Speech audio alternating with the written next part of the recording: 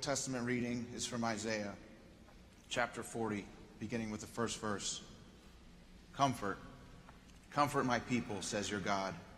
Speak tenderly to Jerusalem and cry to her that her warfare is ended, that her iniquity is pardoned, that she has received from the Lord's hand double for all her sins. A voice cries, in the wilderness, prepare the way of the Lord. Make straight in the desert a highway for our God. Every valley shall be lifted up, and every mountain and hill be made low. The uneven ground shall become level, and the rough places a plain. And the glory of the Lord shall be revealed, and all flesh shall see it together, for the mouth of the Lord has spoken. A voice cries, a voice says, cry. And I said, what shall I cry? All flesh is grass, and all its beauty is like the flower of the field. The grass withers, the flower fades, when the breath of the Lord blows upon it. Surely the people is grass. The grass withers, the flower fades, but the word of our God will stand forever.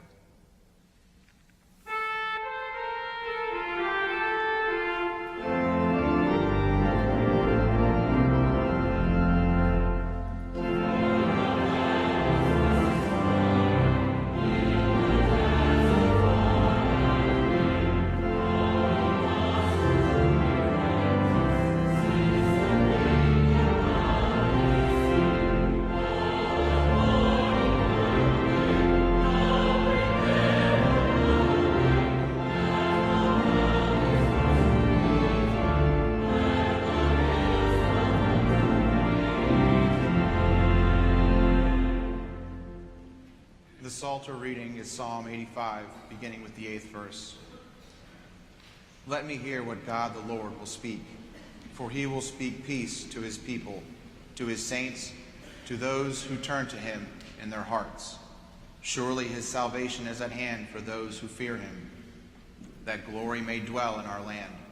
Steadfast love and faithfulness will meet. Righteousness and peace will kiss each other. Faithfulness will spring up from the ground, and righteousness will look down from the sky. Yea, the Lord will give what is good, and our land will yield its increase. Righteousness will go before him and make his footsteps a way. This is the word of God for the people of God. Thanks be to God.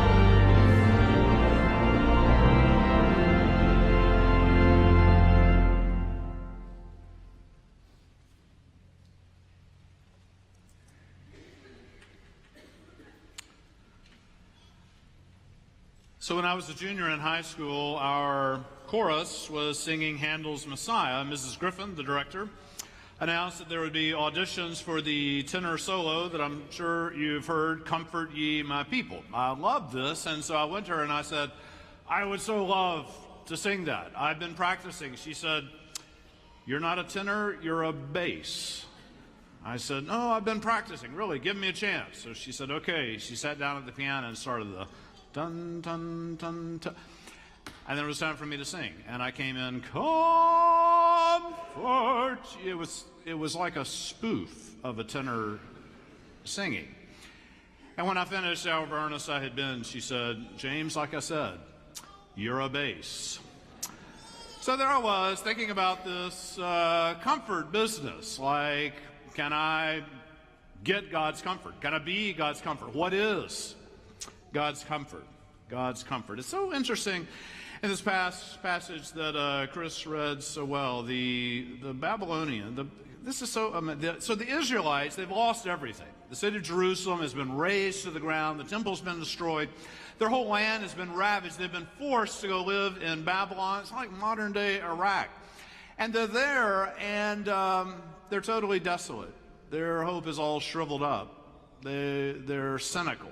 They're numb. They just have, it sounds like Americans today, right? They just have nothing. And into that nothing, the prophet speaks, and the prophet surprises them, no doubt, by saying, comfort, comfort. Let there be comfort, comfort, my people.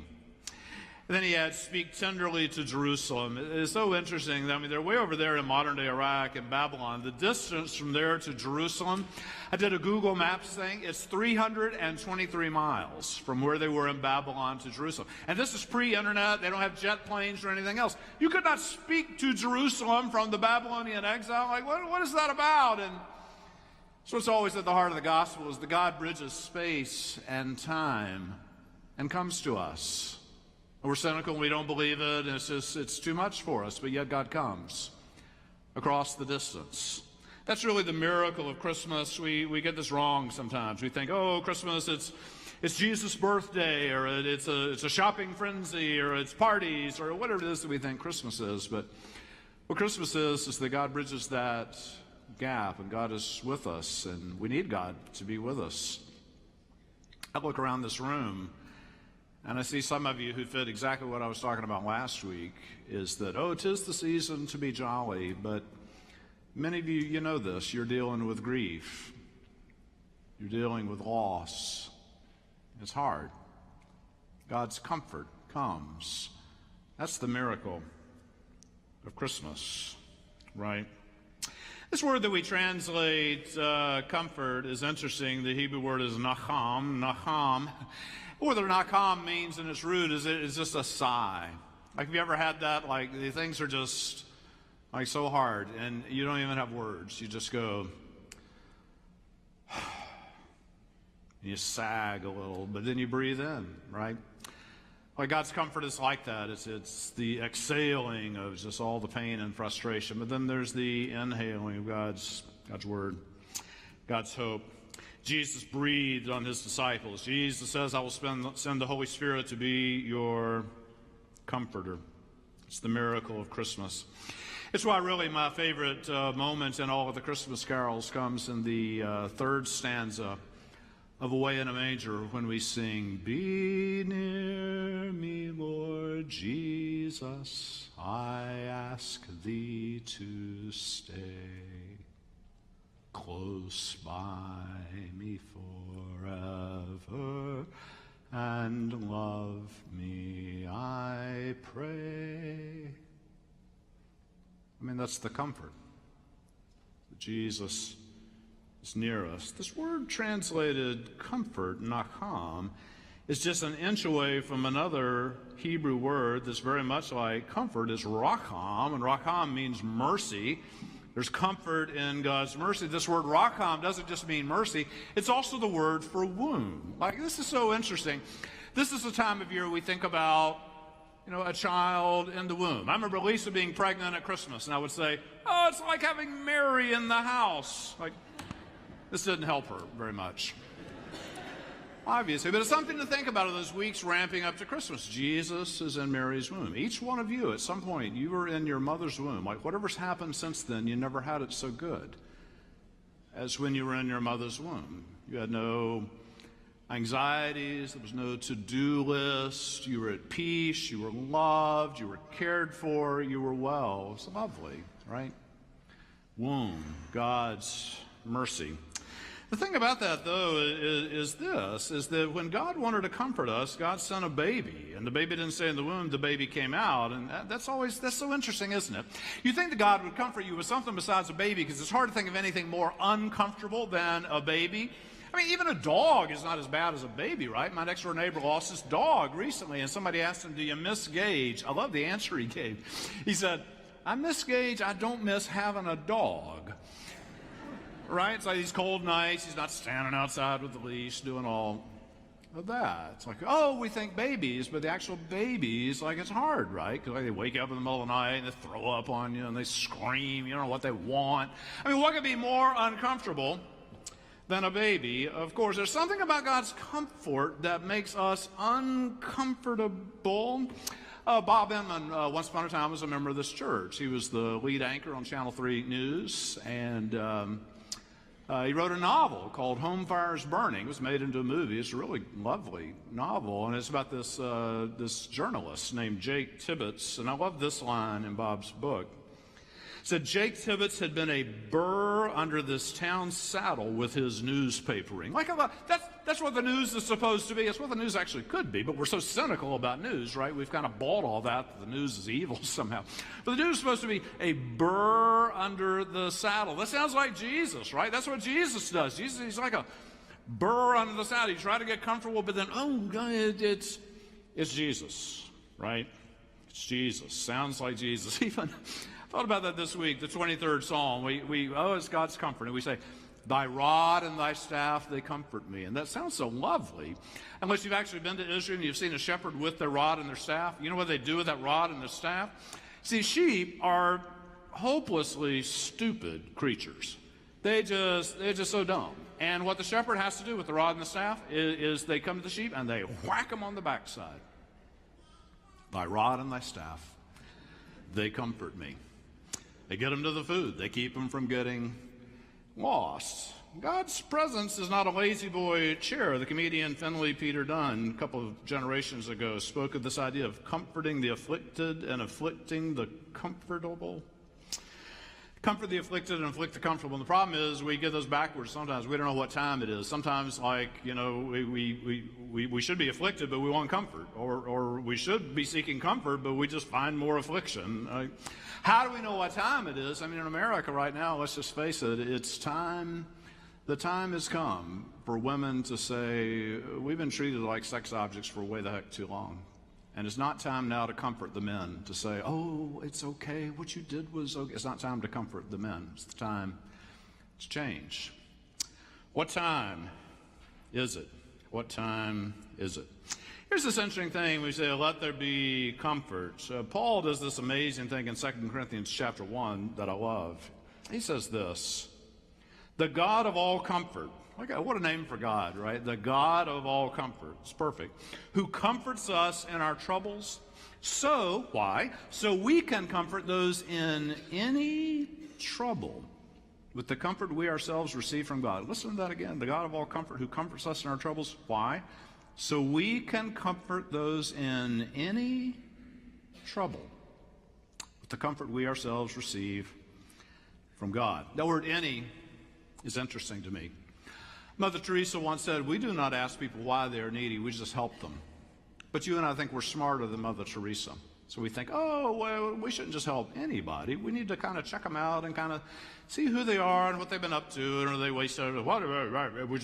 We just sound so, but we're smarter than Mother Teresa. We're smarter than Jesus. Paul talks about helping people in any kind of trouble. You know what we're good at? What we're good at is helping people that are like us. You know, I know this. I've been talking about it, and I appreciate you letting me talk about it. Those of you who don't know, my mother-in-law died a month ago, and it's been really sad for us. We've been in a time of deep grief, and something that's really helped is that you guys have just helped us tremendously. I've got notes and phone calls and hugs and food, and you know, if you're thinking, oh gosh, I should have done the food thing. I love chocolate. It's just it's a thing. I'm kidding. And it's really helped. And what that says is like we know how to show comfort. We're really good at it. But what happens though is that we tend to turn our comfort only on ourselves, right? Sometimes people actually think this is a huge mistake. Is that when I need comfort, what I'll do is I'll kind of get in this cocoon and this bubble, and I'll just be with kind of what's safe and what's familiar to me. And you know what happens when you circle up with people who are only just like you and it feels very safe? You know what happens to you? You become ignorant and you become arrogant. Let me say that. 9:40, if I said don't take offense. I think you should take offense maybe. when you only circle up with people that are like you become ignorant and you become arrogant. This is this thing. It's not just a Christian thing, it's an American thing, and we miss it. I was intrigued the other night. I was asked to pray down at the government center. We had the swearing in of our new mayor and our new city council people. It was great to be there, see this transition in government. It was cool. And something we did there that blew me away is we said the Pledge of Allegiance. Now these days, everybody's been out of shape about the Star-Spangled Banner. And at a football game, do you take a knee or whatever? I just can't. I don't know why. I don't get jazzed up about that. It's just a song about a flag. If you sing it, it doesn't commit you to anything. You know what commits you to something? It's that Pledge of Allegiance. And I noticed it the other night. Everyone stood, I pledge allegiance. And you know what everybody in that room said? Every one of them said, and liberty and justice for... I don't think anybody in the room meant it. Liberty and justice for all. I think what people in the room and in so many American rooms now mean is, well, liberty and justice for me. Or liberty and justice for people that are like me. Or liberty and justice for people who think like I do. Or liberty and justice for people who share my ideology. Liberty and justice for all. This is like a Christian thing. And we've totally lost it, haven't we? Like, the church is supposed to be like a conscience for America, and we failed so miserably because America is just, boy, it's an ugly thing. Let's just admit it, isn't it? I went back and reread some stuff I read years ago by great American historians who wrote about the Founding Fathers. One is named Gordon Wood. He's won Pulitzer Prizes. But there's one thing he wrote. He was talking about the Founding Fathers. He said they could actually help us if we paid attention to them. The problem is we don't pay attention to them. We turn them into somebody that they weren't. One of the things that he wrote, I love this, is he said they designed democracy, but they had some assumptions. Like, for democracy to work, they assumed three things. One is that we would be people of character. Like, you got to have character for democracy to work. The other thing you got to have for democracy to work, the Founding Fathers, Jefferson, Adams, what they all said, is that people have to be willing to sacrifice for the common good. And the third thing you have to have for democracy to work is for people to be willing to compromise for the good of others. Like, what happened to us? You got to have character. You got to sacrifice for the common good. You got to be able to compromise for the good. That's a Christian kind of thing. That's a Christian kind of thing. We know how to care for one another, but do we mean it for all? For all. I love what Peter Story, the great South African pastor, he led the battle against apartheid, came and taught at Duke for a while. Now he's back in South Africa. I know he's having a hard Christmas. His wife died a couple years ago. Wonderful man. He preached here about 12 years ago. I heard him say this thing one time, that when you're a child, you learn this little song in Sunday school that goes, into my heart, come into my heart, Lord Jesus.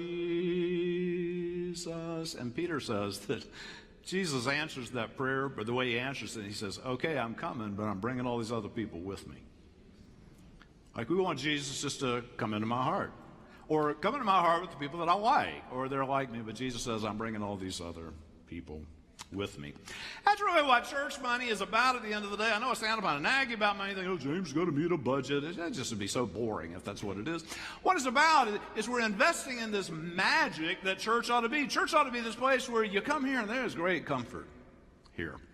There's God's comfort and we comfort each other, but then it can't stay contained in here. It's so great. It bursts out into the world, and it goes all kinds of unlikely places. You know, before the 9:45 service, I was talking to one of our moms, and she's concerned about Brookhill. You know, this is our neighborhood that we care about, South Tryon Community Church. Ray McKinnon's the pastor over in Brookhill. We have a lot of friends. They go to that church. They live in Brookhill, but it's harder to live in Brookhill because those are kind of old, shabby buildings that's affordable. People can afford to live there, but they keep tearing them down. We got gentrification. We got progress going on in the city of Charlotte, but we know people who live there and they're losing their home and there's nowhere to go. And what does that mean to comfort them? You know, like call them up and say, oh, hey, sorry you're losing your house. I'll pray for you. Or is God's comfort something a little more substantial than that? Church money. Even the light bill. I've said this dumb thing a bunch of times. I talked about raising church money. We always say, tell them about the great mission things that we do. Don't talk about the light bill. That's the most boring thing to invest in. Actually, the light bill is pretty darn important to invest in, not only because you would be in the dark at the moment, but because there's this amazing thing that happened. And it happened recently, and it happens all the time. And I should share this with you more. Every once in a while, I get a phone call or an email from somebody I do not know. And what they say is this. They say, I was driving by your church the other night, late, and I was really desolate, and I was sad, and I was in despair. And I noticed your church, you have the lights on the stained glass windows. And I just pulled over and parked, and I just looked at the light in your windows, and it gave me some hope. It gave me some comfort. What is comfort? Comfort's having the lights on.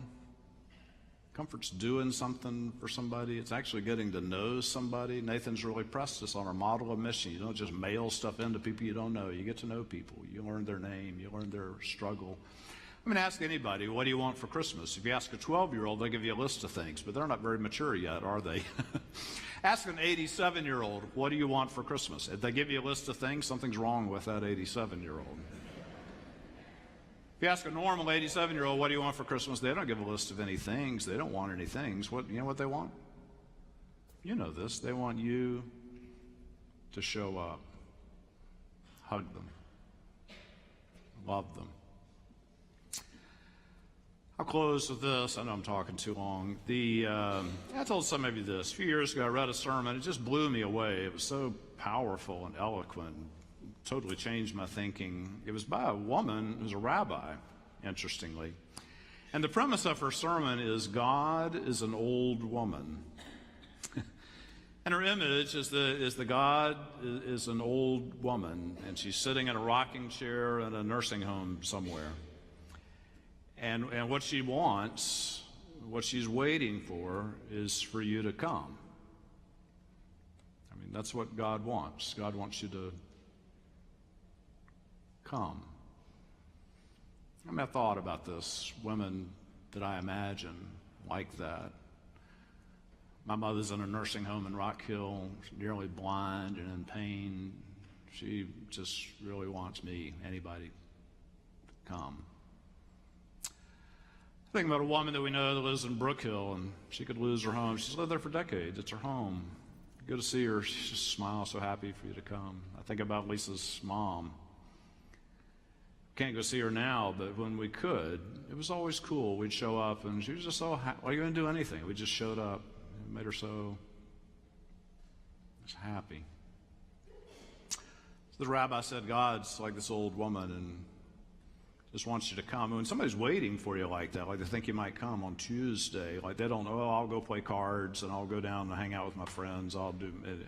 No. They were waiting in that room for you. And they watch the clock and they wait. And then finally they hear a little tap at the door and the door opens and they're just so and what if you do something like that, by the way? Isn't that right? You go do that and your idea is I'm going to go comfort some lonely old lady.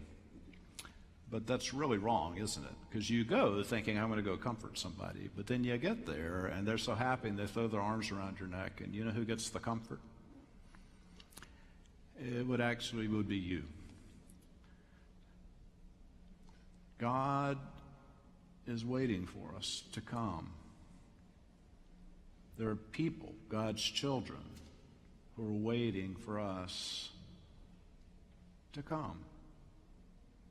And it's the comfort that we ourselves need. Comfort. Comfort ye, my people. Thanks be to God.